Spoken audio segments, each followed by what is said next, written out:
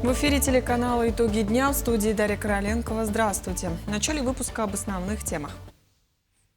В городе активно устанавливают новые теплые павильоны. Узнаем подробности о завершающем этапе строительства. На площади Орджоникидзе в Якутске стартовал плановый ремонт. Какие работы будут проведены? В Нерюнгри проходит акция «Внимание, дети». Госавтоинспекция призывает родителей не только учить детей правилам дорожного движения, но и самим строго их соблюдать. В столице проходит ежегодный конкурс «Зеленый кубок столицы». Узнаем, как горожане соревнуются в мастерстве озеленения и благоустройства. 19 августа православные верующие отмечают Преображение Господне, традиционно связанное с освящением яблок. Как Якутск встречает яблочный спас и какие традиции соблюдают горожане, узнаем подробности. Лекарства в России подешевели на 15%. С начала этого года снизилась стоимость 320 препаратов, сообщает Федеральная антимонопольная служба. Ведомство продолжает работу по регулированию цен на медикаменты. Эксперт фармацевтической отрасли Виктор Дмитриев связывает изменение цен с сезонным фактором. Весной и осенью, по его словам, растет спрос на противопростудные и обезболивающие, что влияет на их стоимость. Летом же цены снижаются из-за падения спроса и ограниченного срока годности лекарств. Кроме того, на стоимость ряда препаратов, входящих в перечень жизненно необходимых, влияет государственное регулирование. В 4 районах Якутии – Алайховском, Анабарском, Нижнеколымском и Жиганском – официально дан старт отопительному сезону. Как сообщил генеральный директор ЖКХ Республики Виталий Чикачев, подготовительные работы к зиме идут по плану и направлены на обеспечение бесперебойной подачи тепла и воды. В Жиганском районе проводится масштабная модернизация котельной, 65 лет победы, устанавливаются 4 новых котла повышенной мощности и ремонтируются действующие. В арктических районах республики ремонтная кампания подходит к завершению. В Якутске активно продолжается возведение новых теплых остановок, что стало важным шагом к улучшению инфраструктуры общественного транспорта в условиях сурового климата региона. Работы по установке автобусных павильонов находятся на финальной стадии. Подробнее в сюжете Даяны Федоровой. С раннего утра и до позднего вечера строители трудятся над сооружением теплых остановок. В настоящее время изготавливаются каркасы, скамейки. На сегодняшний день план по строительству теплых объектов выполнен на 95%. Жалоб насчет холода нету. Наоборот, слишком жаркий, по-моему. Толщина она идет где-то 15 сантиметров. По тех заданиям все делаем. И внутри все обшиваем листами металлическими, поэтому они сейчас по пожарной части, по безопасности хорошие. 10 новых теплых остановок появятся в местах с высокой проходимостью, в том числе возле крестьянского рынка, сквера матери и речевой школы. В последующем они будут оборудованы информационным табло и видеокамерами, которые будут снабжены дополнительной защитой от вандалов. Хочу обратиться всем жителям города. Осуществили случаи вандализма. Не делайте так, пожалуйста. А то ремонтировать времени много идет. Мы это все своими руками делаем. Оцените, пожалуйста, это. В этом году также будут приобретены 50 новых автобусов марки «Волгабас» с расширенным салоном и дополнительными обогревателями. Первая партия будет доставлена до 15 октября, остальные – до конца года. Модернизация дорожной инфраструктуры на этом не останавливается. В целом у нас в этом году запланирован ряд дорожных работ по капитальному ремонту дорожной инфраструктуры. Да. Это у нас получается 9 основных объектов капитального строительства, ремонта дорог и 3 резервных объекта. На этот год у нас запланировано. Кроме того, у нас начались работы по переходным объектам, такими крупным объектам, как улица Хабарова, 50 лет Советской армии.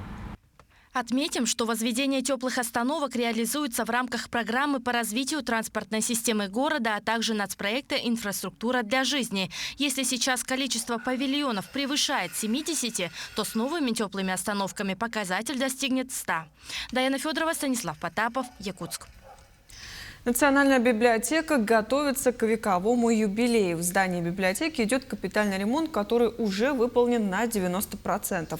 Строители обновили облицовку, заменили полы в вестибюлях, покрасили и уложили плитку на лестничной клетке пожарного выхода, установили лестничные пролеты с 1 по 4 этаж, а также заменили старые деревянные окна и полностью отремонтировали потолки. Сейчас рабочие демонтируют витраж служебного входа и занимаются фасадом. 90% работы сделали. Осталось у нас основная витраж. А если это они установят, этим мы заканчиваем эту работу. Это первый этап. Второй этап в следующем году, в 2026 году будет. У нас там 3-4 этаж. Читальные залы, фойе. Мы уже готовы. Там цементом все сделано. Дизайн тоже начали делать. Сейчас мы ждем. И утвердим, и будем уже ждать следующий год.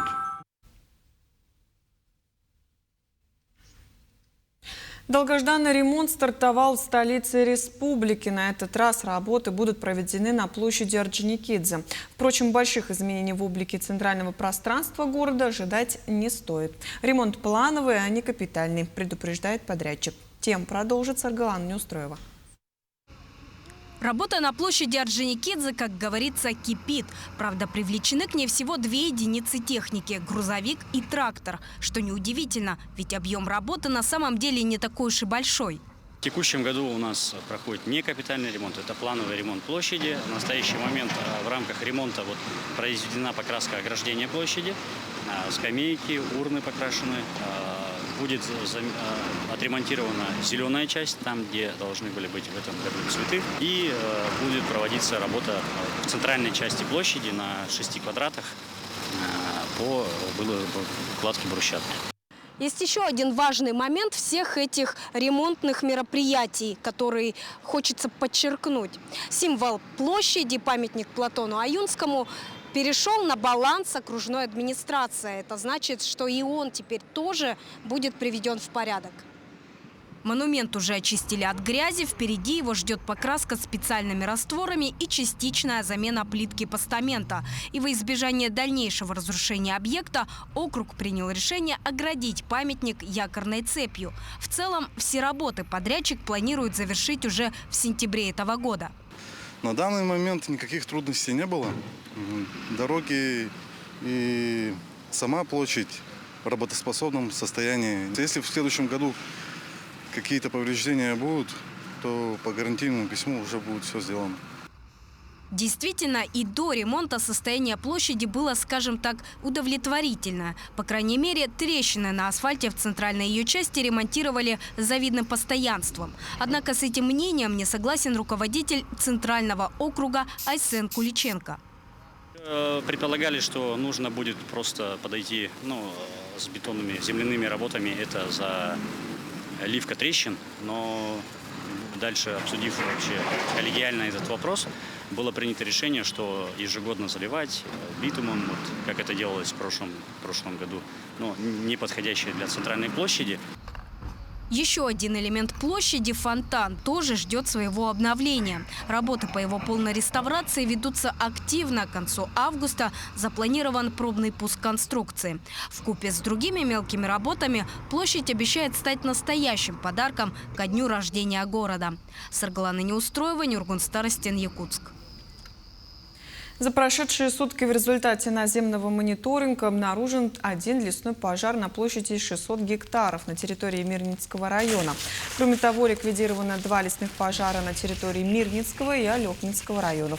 На начало суток на территории республики действуют 7 лесных пожаров на территории Вилюйского, Кобяйского, Ленского, Мирницкого, Алекминского районов. Указом главы республики с 5 июня текущего года установлен особый противопожарный режим на территории Республики Саха-Якутия. Также территориальные особые противопожарные режимы введены на территориях Верхоянского, Алекминского, Чоропчинского и Вено-Бутантайского районов. С начала сезона установлено 73 виновника природных пожаров, составлен 151 протокол за нарушение правил пожарной безопасности в лесах. Сегодня к столичному торговому центру были стянуты пожарные расчеты. Более 60 пожарных приняли участие в плановых учениях. О том, как они прошли и как были оценены слаженные действия, расскажет Тимур Кумагоров. Согласно легенде учений, возгорание возникло на 4-м этаже в результате короткого замыкания и начало стремительно распространяться. За считанные минуты к зданию прибыли первые пожарные расчеты. В общей сложности были задействованы 66 человек и 16 единиц техники. Эвакуировано условно у нас 136 человек. Эвакуация произведена согласно инструкциям, согласно картам эвакуационных путей. Персонал был выведен весь на специально отведенное место и дожидался уже подсчетов и так далее персонала. Пожарный расчет был мною встречен, произведен доклад.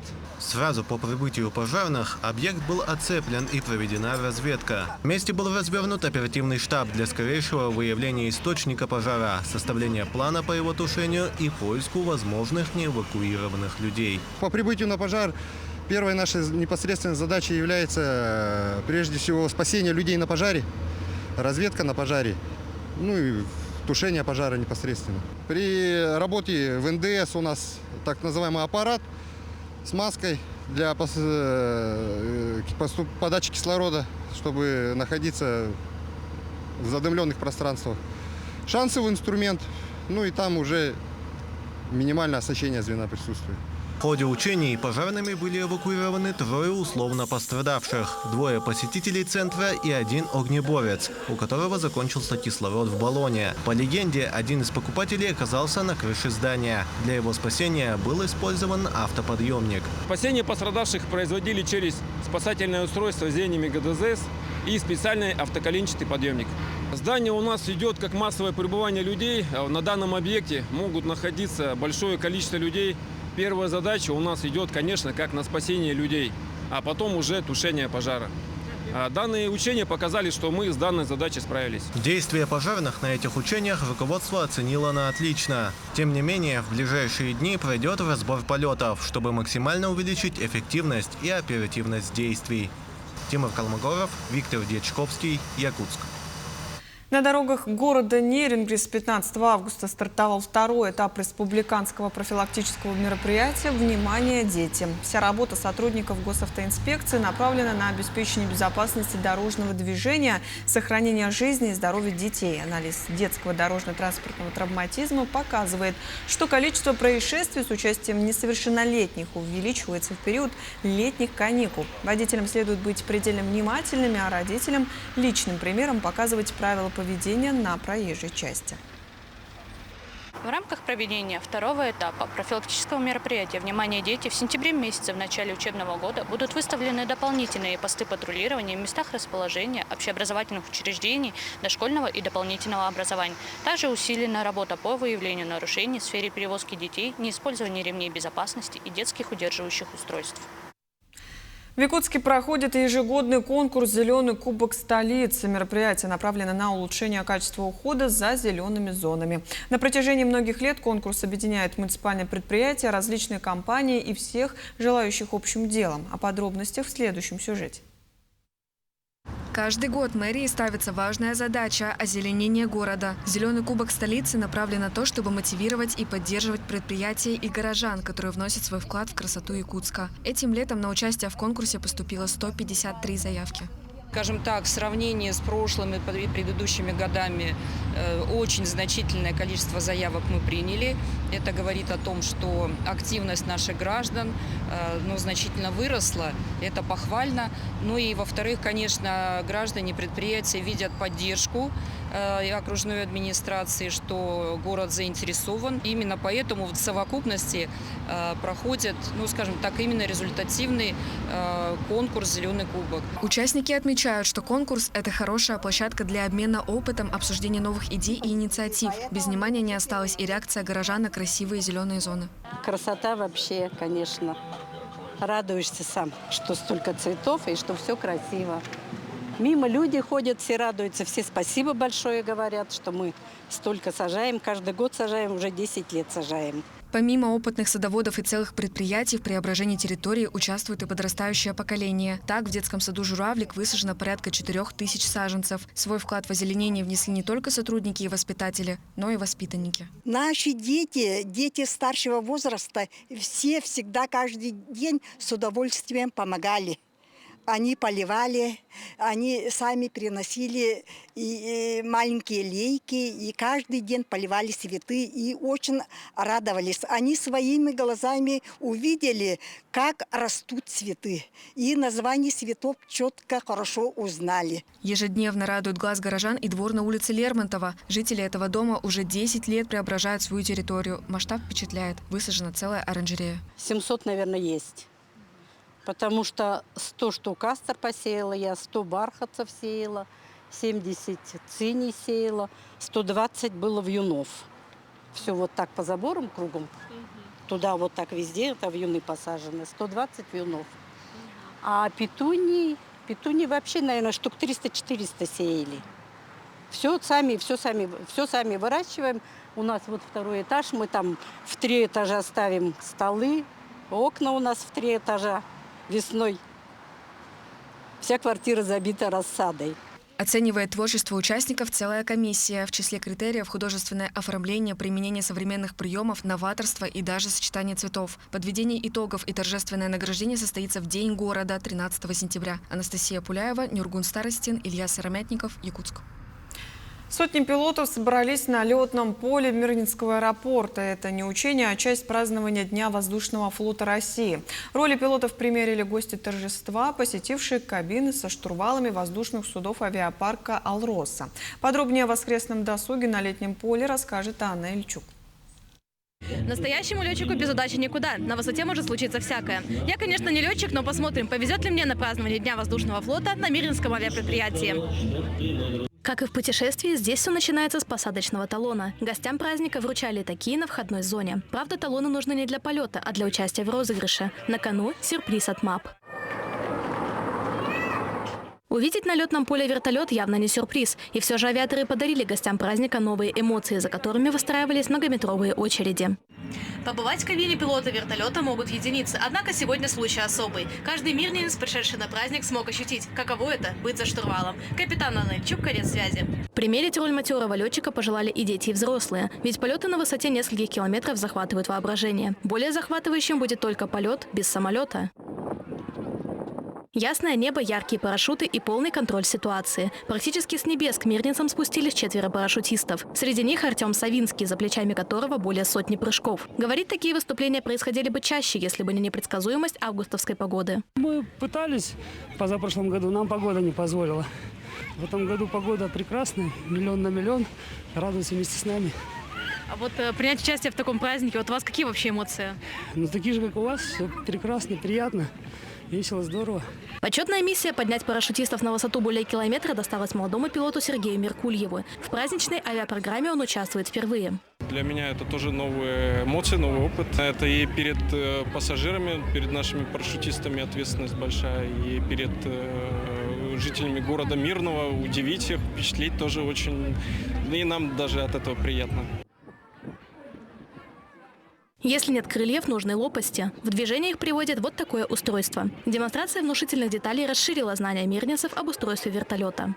Знакомьтесь, Ми-26Т. В 1999 году на таком вертолете перевезли уникального пассажира – мамонта в 20-тонной глыбе льда. Сейчас такие активно используют по всему миру для тушения лесных пожаров. Опытные сотрудники Мирнинского авиапредприятия отмечают, с годами все больше горожан разделяют с ними профессиональный праздник. Это подстегивает желание удивлять и показывать что-то новое. И столько много людей, неравнодушных к авиации. Это очень радует, что традиции, связанные с воздухоплаванием в России, они живы в нашем городе, в нашем районе и продолжают развиваться. Алена Сергеевна, здравствуйте, с праздником вас. Вы победили? Сюрприз дня модель известного Боинга нашел свою хозяйку. Нам в розыгрыше не повезло, но впечатления и эмоции от торжества на летном поле, обычно закрытом для свободного посещения, останутся надолго. И это тоже в каком-то смысле подарок. Праздник собрал сотни неравнодушных. И в этот день каждый желает авиаторам одного, чтобы количество вылетов было равным количеству прилетов. Анна Ильчук, Александр Еремин, медиакомпания «Алмазный край». Стартовал республиканский турнир по стрельбе из лука памяти Михаила Федорова, прокурора ИАССР и основателя высшего юридического образования в регионе. Двухдневные соревнования, проходящие на стадионе Туймада, являются отборочными на Кубок Генерального прокурора России, который состоится в сентябре в Казани. В этих соревнованиях участвует 86 спортсменов в общем из 13 районов и улусов. Они соревнуются в упражнениях классический лук и блочный лук в возрастах юниоры, юниорки с 18 до 21 года и юноши и девушки школьные возраста. Ежегодно 19 августа православная церковь празднует Преображение Господне, известное в народе как Яблочный Спас. Во время праздника люди по всей России собирают первый урожай фруктов и ягоды. Подробнее о ходе Спаса в Якутске расскажет Камил Михайлова. Православная церковь отмечает большой 20-й праздник Преображения Господня. Эти торжества посвящены событиям из жизни Иисуса Христа и Богородицы. Праздник символизирует духовное преображение, веру и надежду на светлое будущее.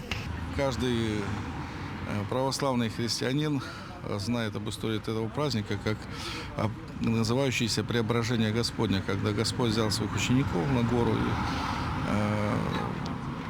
троих, Петра, Якова и Иоанна, и именно там